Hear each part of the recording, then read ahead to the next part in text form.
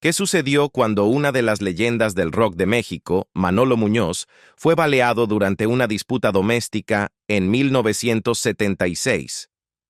Famoso por su éxito Acapulco Rock, y como una figura clave en la escena musical de los años 60, la vida de Muñoz dio un giro sorprendente y casi fatal que atrajo la atención del país. Más de 40 años después, su esposa ha roto el silencio sobre ese día fatídico. En este video, descubrimos los detalles no contados del incidente de violencia doméstica que dejó a Muñoz luchando por su vida y cómo cambió el rumbo de su carrera para siempre. ¿Por qué su esposa ha elegido hablar ahora? Manténganse atentos mientras revelamos la desgarradora historia y los misterios detrás de lo que realmente ocurrió. Manuel Muñoz Velasco, mejor conocido como Manolo Muñoz, nació el 14 de marzo de 1941 en La Barca, Jalisco. Fue el menor de 4 hijos nacidos de Luis Muñoz y Esther Velasco. Su padre, don Luis, trabajaba en una variedad de empleos para mantener a su familia, moviéndose constantemente de un trabajo a otro para proveer a su esposa y a sus 4 hijos, Enrique, Diego, Graciela y Manuel. La vida era dura en su pequeño pueblo, y llegar a fin de mes no era fácil. Don Luis trabajaba incansablemente, mientras su esposa, Esther, se encargaba de cuidar a sus hijos. A pesar de su arduo trabajo, luchaban por salir adelante. Manuel, incluso siendo un niño, estaba decidido a ayudar a su familia. Tomaba trabajos ocasionales siempre que podía y pasaba su tiempo libre con sus hermanos, pretendiendo ser un mariachi o imitando a un locutor. La situación se volvía cada vez más difícil para la familia, y cuando Manuel y sus hermanos eran adolescentes, sabían que tenían que hacer algo para cambiar su situación. En busca de mejores oportunidades, Manuel, junto con sus hermanos Enrique y Diego, decidió dejar La Barca y mudarse a Colima, un estado vecino. Alquilaron una pequeña habitación y con el poco dinero que tenían, compraron guitarras y formaron un trío. Tocaban donde pudieran, en las calles, en fondas e incluso en restaurantes. Interpretaron canciones de grupos como Los Panchos, Los Dandies y Los Tecolines, y gradualmente, el trío comenzó a ganar dinero. Una gran parte de lo que ganaban se enviaba a su hermana en La Barca para apoyar a sus padres. Con tan solo 13 años, Manuel ya se estaba convirtiendo en el proveedor de su familia. El trío permaneció en Colima durante 4 años, tocando música y haciendo lo que podían para sobrevivir. Durante este tiempo, la voz de Manuel comenzó a madurar hacia el tono profundo y poderoso que lo definiría como Manolo Muñoz. Sin embargo, su visión para el grupo era clara. Quería que adoptaran un estilo de mariachi. Sus hermanos, sin embargo, no estaban tan seguros. Sentían que eran demasiado jóvenes y que tocar música de mariachi no les resonaba realmente. Para entonces, su grupo informal había crecido y decidieron mudarse a Guadalajara, la bulliciosa capital de Jalisco. Allí fueron a Canal 58, una estación de radio local, para ver si podían obtener algo de tiempo al aire. Para su sorpresa, se les dio la oportunidad de presentarse. Sin embargo, su música no causó tanta impresión como la voz potente de Manuel. Los gerentes de la estación, sentados casualmente sobre frijoles, tortillas y chile, lo apartaron y le ofrecieron un puesto como locutor. Manuel aceptó la oferta, pero el trabajo fue agotador, con turnos de 2 horas que interrumpían el horario de la banda. Eventualmente eligió concentrarse únicamente en su rol de locutor, dejando atrás al grupo. Fue durante este periodo que Manuel descubrió el rock and roll. Influenciado por las estrellas estadounidenses, especialmente Elvis Presley, se determinó a dejar su huella como el Elvis de México. Volvió a reunir al grupo y propuso que cambiaran de rumbo, formando una banda de rock and roll que interpretaría los éxitos de la época. Se llamaron Geps and Boys y comenzaron a visitar productores musicales esperando tener la oportunidad de grabar. Pero los productores no estaban convencidos. Pensaban que la ola de rock and roll era solo una moda pasajera y que el público no lo aceptaría. Manolo, decidido a dejar su huella, grabó el demo de su banda en secreto, manteniéndolo oculto de los directivos. Con su demo en mano, regresaron a las discográficas, esperando que alguien se fijara en ellos, pero nuevamente nadie mostró interés en comprar sus canciones. Pero Manuel no era de los que se rendían fácilmente. Tomó el asunto en sus propias manos, grabando el demo en cintas de casete y enviándolas por correo a varias discográficas en la Ciudad de México. Una de esas cintas llegó a Musar Records, donde un ejecutivo llamado Guillermo Acosta la escuchó. En el demo, Manuel había incluido el número de contacto de la persona a la que se había enviado. Guillermo, intrigado, llamó a Manuel para hablar sobre el demo. Cuando le preguntaron si lo habían entregado personalmente, Manuel admitió que no lo habían hecho, lo que conmovió a Guillermo. Impresionado por su honestidad, le ofreció enviarle un boleto de ida a la oficina de Musar Records, prometiendo también proporcionar el boleto de regreso. El grupo se dirigió a Musar Records y en 1961 finalmente grabaron su primer álbum como CBS and Boys. Sin embargo, el álbum fue lanzado bajo el nombre de Manolo Muñoz, con él como el principal artista. Después de la grabación, Manolo y su grupo regresaron a Jalisco, llevando una bolsa llena de casetes para promoverse. Fueron a las estaciones de radio locales, esperando que su demo fuera transmitido, pero para su sorpresa, el puesto donde Manolo había trabajado como locutor ya estaba ocupado. Sin embargo, el gerente lo consoló y le ofreció un nuevo rol como programador. Manolo enfrentó un desafío cuando no pudo poner la música de su grupo al aire. El locutor tenía una larga lista de canciones para poner y su demo no estaba en ella. Para lograrlo, Manolo tuvo que contactar al gerente de Musar Records, quien luego se puso en contacto con la estación de radio donde Manolo trabajaba como programador para hacer que pusieran el demo. Finalmente, el gerente puso el demo, pero le dio malas noticias a Manolo. Nadie quería a los GS and Boys. Sin embargo, les ofreció la oportunidad de promocionar su álbum con una serie de presentaciones en vivo en la Ciudad de México. Uno de los conciertos más importantes en la cartelera fue en el Coliseo Arena, donde se presentarían junto a varios otros actos de rock de todo México.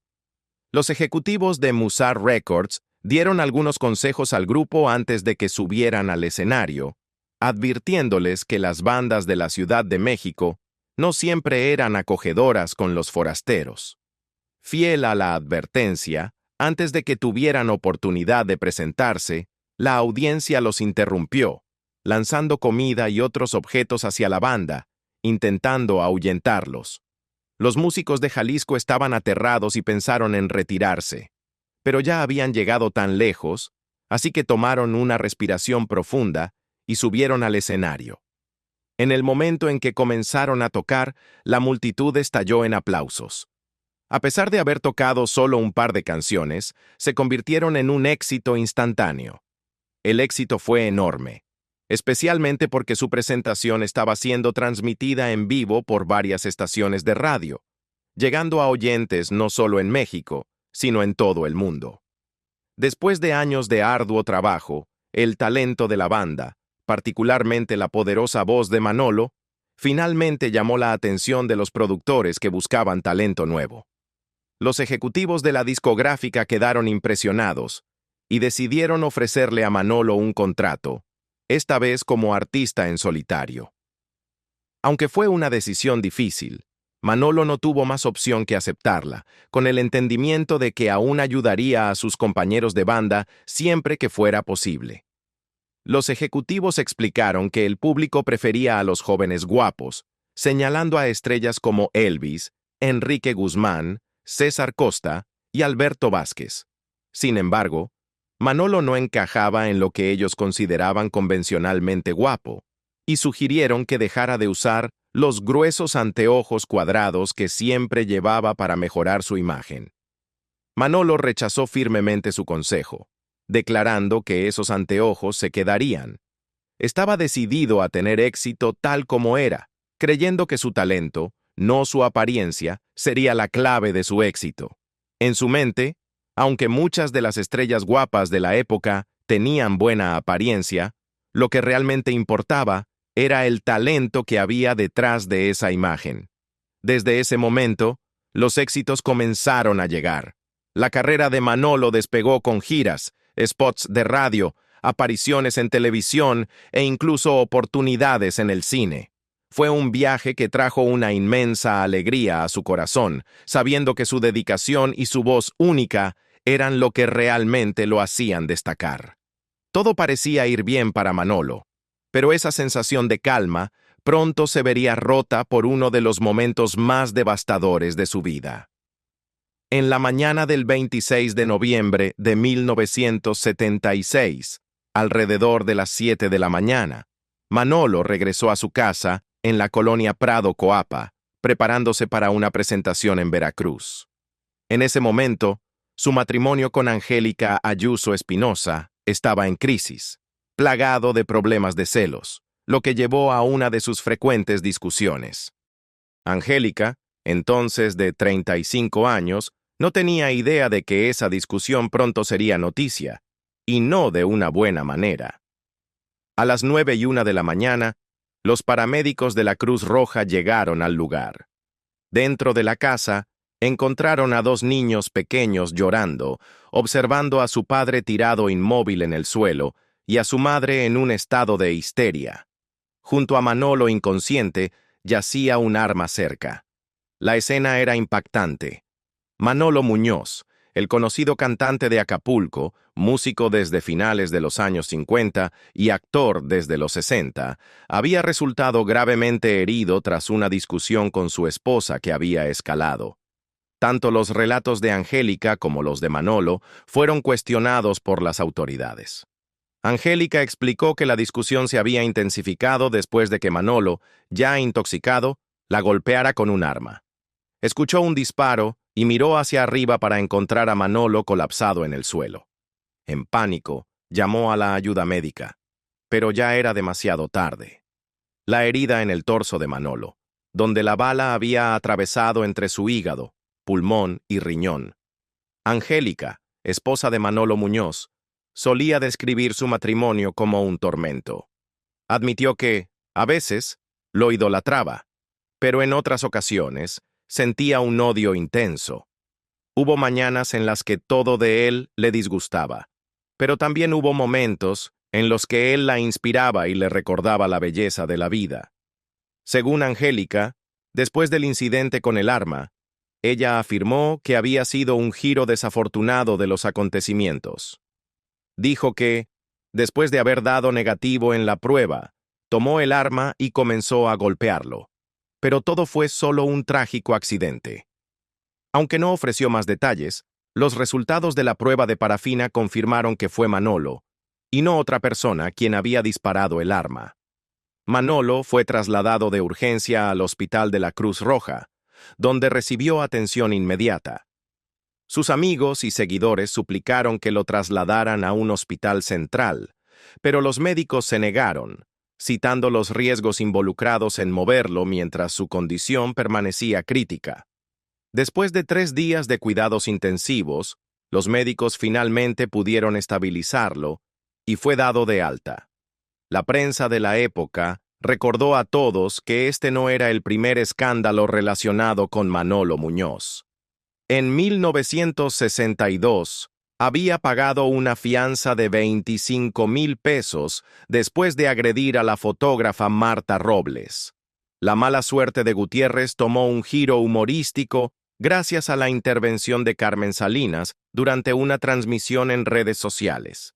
Carmen recordó que Manolo había estado trabajando en el Teatro Blanquita cuando la gerente, Blanquita Margo, le dijo que Manolo había sido disparado.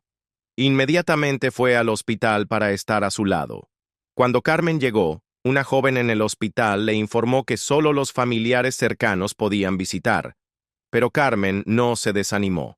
Rápidamente explicó quién era y que estaba con la empresaria del Teatro Blanquita. «Haz una pequeña excepción por mí y te doy un día de fiesta», dijo Carmen negociando con la mujer. La señora aceptó y les indicó que se pusieran batas y mascarillas antes de entrar. Carmen, siempre tan carismática, dijo que la bata le quedaba un poco pequeña porque, en ese momento, tenía algo de pancita. Añadió que era muy delicada, pero estaba agradecida de que Dios hubiera salvado a Manolo de la bala. Era como si el destino hubiera intervenido, y parecía un milagro, especialmente porque su recuperación ayudaría a llenar nuevamente el Teatro Blanquita. Cuando entraron, Carmen afirmó que no sabía cómo tomar el pulso a alguien, pero fingió hacerlo mientras la enfermera lo sostenía. En ese momento, llegaron dos médicos reales y preguntaron qué estaban haciendo allí. Carmen y su acompañante explicaron que estaban allí para revisar a su querido amigo y colega, pero los médicos no se convencieron. Les dijeron que no podían estar en cuidados intensivos y les pidieron que se marcharan. Carmen y su acompañante se fueron, devolviendo las batas prestadas a la enfermera, quien luego les entregó sus bolsas y ropa. Carmen le dio a la enfermera una pequeña propina antes de salir, con la esperanza de que Manolo finalmente pudiera relajarse y recuperarse por completo. Y de hecho, una vez que Manolo recuperó su salud, regresó al mundo del espectáculo, volviendo a hacer lo que más amaba. Hay un viejo dicho que dice, no hay mal que por bien no venga. Y eso es exactamente lo que ocurrió después del casi fatal accidente de Manolo. El evento lo catapultó a un nivel de fama que nunca había experimentado antes. Después de que se divulgó la noticia del accidente, las estaciones de radio continuaron poniendo su música. Algunos noticieros incluso informaron su muerte, asegurando que había pasado a un lugar mejor. Los periódicos se apresuraron a cubrir la historia desde el momento en que se confirmó que Manolo había sido trasladado al hospital de la Cruz Roja. Aunque Manolo ya era muy conocido, este incidente lo convirtió en una celebridad a una escala completamente nueva.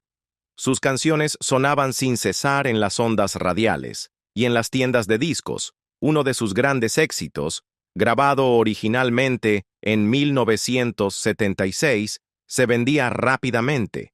La canción, escrita por el artista colombiano Jorge Villamil, seguía siendo un favorito entre los fans. Desafortunadamente, algunos medios de comunicación se apresuraron a difundir rumores falsos, con muchos afirmando irresponsablemente que Manolo ya había fallecido. Sin embargo, fue Carmen Salinas quien, durante una transmisión en redes sociales, reveló una anécdota que quedaría en la historia del espectáculo. Confesó que ella misma le había dado a Manolo un cuello, un pequeño apodo para un gesto que fue tanto juguetón como memorable durante ese caótico momento. Su historia le dio un toque personal al drama, y se convirtió en parte de la leyenda que rodeó su recuperación y su ascenso a una fama aún mayor. Manolo era la estrella del Teatro Blanquita, y esa noche le tocaba a Margo cerrar el espectáculo. La directora del teatro, junto con Carmen Salinas, estaba ayudando detrás del escenario. Sin embargo, algo extraño ocurrió esa noche.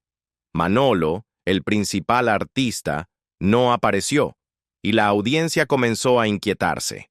La china, una de las miembros del personal, estaba frenética, y dijo que estaba preocupada por la multitud enojada. En pánico, le dijo a Carmen que tenía que salir y entretener a la audiencia mientras esperaban a Manolo, pero Carmen no sabía qué decir para calmarlos. Finalmente, sintiéndose frustrada e impotente, Carmen salió a regañadientes, vestida con pantuflas y un albornoz. Se quedó quieta en medio del escenario, sintiendo el peso del momento, y comenzó a hablar. «Todos estamos muy tristes», dijo, dirigiéndose a la audiencia silenciosa. «Todos ustedes recuerdan cuando vieron a Manolo Muñoz, y ahora nos duele decir que él está con nosotros hoy». La multitud guardó silencio, sintiendo la gravedad del momento. Luego, Carmen continuó. «Por favor, un minuto de aplausos para este gran artista». La audiencia estalló en aplausos, vitoreando y llorando por su ídolo, mientras Manolo, Algo desorientado y claramente disfrutando de la atención, finalmente subía al escenario, caminando con su característico porte, aunque estaba claro que había tomado una copa o dos. Al día siguiente, Carmen Salinas reflexionó sobre los eventos, admitiendo a la prensa que, en cierto modo, ella había matado a Manolo en el escenario con su anuncio. Pero defendió sus acciones, diciendo que la única forma de salvar al Teatro Blanquita del caos total era hacer que la multitud creyera en el drama del momento. Años después, Carmen explicaría que fue esta misma mentira la que ayudó a salvar al Teatro Blanquita, que había estado luchando por mantener sus puertas abiertas debido a la ausencia de Manolo del escenario por problemas con su discográfica. Flaco Muñoz, el manager de Manolo, confirmaría más tarde que planeaba promocionar el nuevo álbum de Manolo en junio de 2000, con apariciones en programas de televisión como Al fin de semana y Hoy. Estaba previsto que interpretara un medley de sus éxitos clásicos, marcando un regreso para la querida estrella después de 5 largos años fuera del foco. Manolo tenía grandes planes para el futuro, anunciando que viajaría a varios países de América Latina y Estados Unidos. Sin embargo, su última aparición pública sería en la celebración del 50º aniversario de la carrera de la actriz Angélica María, donde dio una entrevista. Durante esta entrevista, no solo reveló todos los detalles sobre su próximo álbum, sino que también declaró abiertamente su oposición al uso de la música en playback. Compartió que su secreto para mantener su salud era simplemente mantenerse lo más calmado posible. Poco sabía él que, 2 semanas después de esa entrevista, la tragedia golpearía. Su hijo, Martín Muñoz, había planeado visitar a su padre en casa. Pero después de varios intentos de llamarlo sin obtener respuesta, Martín se preocupó. Fue al condominio para verificar el estado de su padre. Mirando a través de una ventana del edificio, vio a Manolo tendido e inmóvil en el suelo de una de las habitaciones. En pánico, Martín rompió la ventana para entrar y encontró a su padre inconsciente. Inmediatamente llamó a una ambulancia y solicitó que Manolo fuera trasladado al Hospital Santa Elena en la Ciudad de México. Los médicos informaron rápidamente a Martín que su padre estaba en coma, un golpe devastador para la familia y aquellos que habían admirado durante tanto tiempo al talentoso artista. Poco después, llegó la noticia de que Manolo estaba en estado vegetativo. A la familia se le recomendó comenzar los preparativos para su despedida. Durante este difícil momento, uno de sus hijos llevó una pequeña radio al hospital y le pusieron una canción. Para sorpresa de todos, Manolo sonrió. Su familia se apresuró a llamar al doctor, pensando que había recobrado la conciencia. Los médicos lo examinaron, pero explicaron que la sonrisa era simplemente un reflejo, algo comúnmente observado en pacientes en su condición. A pesar del breve momento de esperanza, el diagnóstico permaneció sin cambios. Después de 6 días en el hospital, el 30 de octubre de 2000, Manolo Muñoz, el querido ídolo de la balada y el rock and roll, falleció pacíficamente. Había sufrido un derrame cerebral la mañana del 29 de octubre de 2000 y fue sepultado en el Panteón Mausoleos del Ángel en la Ciudad de México. Manolo deja detrás a sus hijos, Maximiliano, Cintia y Martín. Martín, al igual que su padre, siguió sus pasos, persiguiendo una carrera como cantante, actor y compositor. El legado de Manolo perdura a través de sus hijos y la música que sigue inspirando. ¿Cuál es tu canción o recuerdo favorito de Manolo Muñoz? Comparte tus pensamientos en los comentarios abajo. Si te gustó esta historia y quieres saber más sobre figuras icónicas como Manolo, no olvides darle like, suscribirte y activar la campanita de notificaciones para futuras actualizaciones. Gracias por acompañarnos. Nos vemos en el próximo video. Adiós.